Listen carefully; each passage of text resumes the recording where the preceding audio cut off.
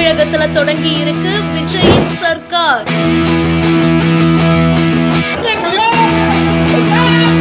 தலைமை செயலகத்தில் முதல்வர் விஜய்.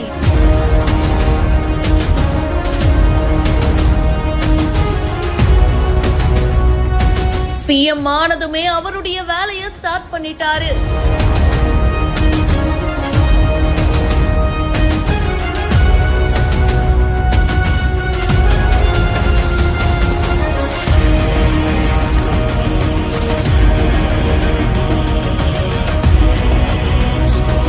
விஜய் அவர்கள் முதலமைச்சரா பதவி ஏத்துட்டாரு.